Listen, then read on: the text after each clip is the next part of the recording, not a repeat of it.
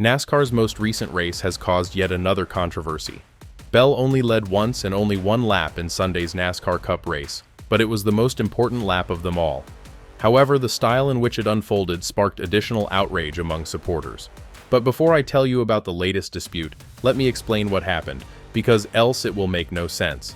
Is NASCAR just riddled with controversy nowadays? So, despite being overwhelmed by Chevrolets and led only one lap throughout the NASCAR Cup race in Atlanta, Christopher Bell in his number 20 Toyota emerged triumphant in a thrilling, if confusing, finish. I'll tell you what, that right there is what you dream of, to be able to restart on the first or second row in a green-white checkered in a speedway, said Bell, who has 11 Cup Series wins. You never know how those things are going to play out, but I'll be the first to tell you, I love super speedways. I don't know, this style of racing has just always been a little bit of a struggle for me, and throughout the beginning of the day we obviously were just stuck way in the back. Adam and these boys back here, they did an amazing job getting this thing fixed up to where I could just hold my foot down. That's what it's all about. You have to be able to stay in the throttle, and that last half of the race we were at our best. With less than 10 laps remaining, Austin Cindric was leading until Kyle Larson shoved him into the wall, colliding with William Byron in the process. The second caution ended in a 2-lap sprint to the finish line, with Christopher Bell pushing Kyle Larson and Carson Hocevar pushing Ross Chastain. Unfortunately for Chastain, Hocevar was not interested in pushing, instead directing it up the middle.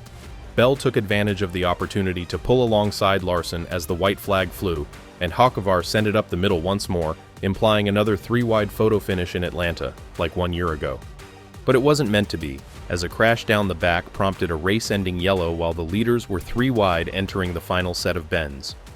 Bell was proclaimed the winner, with Hocevar in a career-best second position and Larson in third. Ryan Blaney placed 4th, Ricky Stenhouse Jr. 5th, Denny Hamlin 6th, Kyle Busch 7th, Chastain 8th, Bubba Wallace 9th, and John Hunter Nemechek 10th. However, the ending was not what the fans had hoped for, especially after hours of racing and high expectations following Daytona's unsatisfactory and chaotic race. Since the dual qualifying races at Daytona, there has been a heated debate about last-lap cautions. Despite a major crash involving the leaders, NASCAR unexpectedly permitted the field to run again in the Daytona 500 following criticism for disrupting a picture finish between Austin Cindric and Eric Jones. However, following criticism of Saturday's Xfinity finish, in which vehicles surged through an accident site, NASCAR reversed course and said that the same will not happen on Sunday. So, when Josh Berry swerved across the track, they pumped the accelerator as 3 vehicles competed for first place into the final bend. At that point, Bell was comfortably ahead of Hocevar and Larson, resulting in a win, which disappointed spectators but not Bell.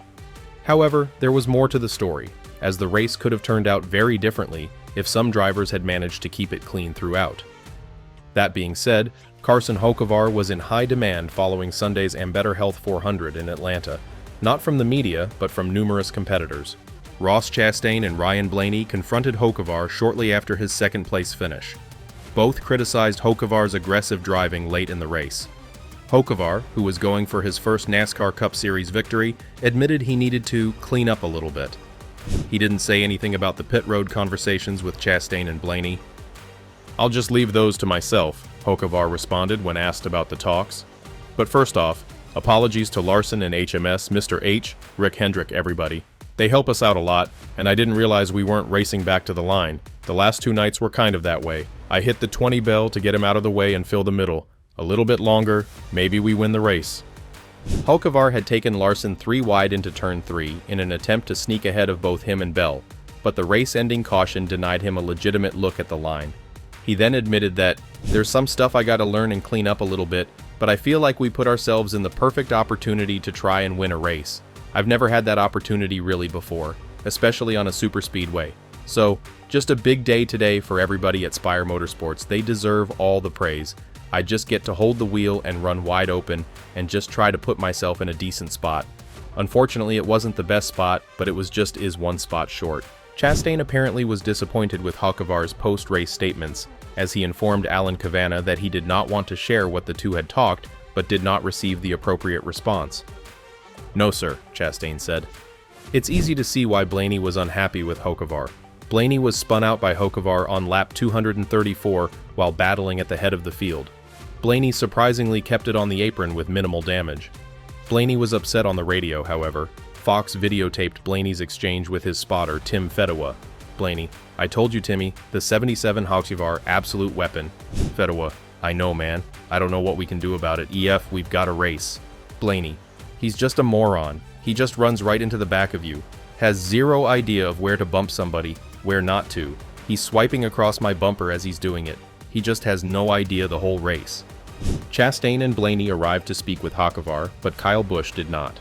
Busch was dissatisfied with Hochschivar's driving during Stage 1, threatening to wreck him while chatting with his crew chief and spotter on the radio. "Go tell that 77 he's done that same effing move 10 times, Busch said. "I don't care if I wreck the whole effing field, I'm over him. He's a effing douchebag. I'm going to wreck his ass." That's 3 of the sport's best who had problems with Hochschivar at different points during the 400-mile race. The reigning Cup Series Rookie of the Year has developed a reputation as an aggressive driver, but he believes he still has a lot to learn. Hochschivar's drive to win is certainly strong. "We're here to win races, not be a boy band and love each other and play on a playground together," Hochschivar told Racing America's Toby Christie. "Obviously there's learning lessons. You don't want to piss anybody off or frustrate anybody, and there's things I would clean up for sure." It's safe to say that things are already heating up, and Carson Hochschivar isn't making many friends at Sunday's Ambetter Health 400 in Atlanta. In Stage 1, Kyle Busch referred to Hochschivar as a douchebag. Ryan Blaney called him a moron during Stage 3. Blaney was obviously frustrated. He sat on the pole, placing himself in prime position to compete for the win. However, Hochschivar did as well, and he established a reputation as an aggressive wheelman early in his Cup Series career. He made enemies of Busch and Blaney, 2 previous champs. Busch evidently disliked Hochschivar's driving and threatened to wreck him while speaking with his crew chief and spotter over the radio. Carson Hochschivar ended up saying some controversial things after finishing second in the NASCAR Cup Series race at Atlanta Motor Speedway on Sunday. While speaking with the media, Hochschivar was questioned if he was satisfied with his performance, given his aggressive driving late in the race.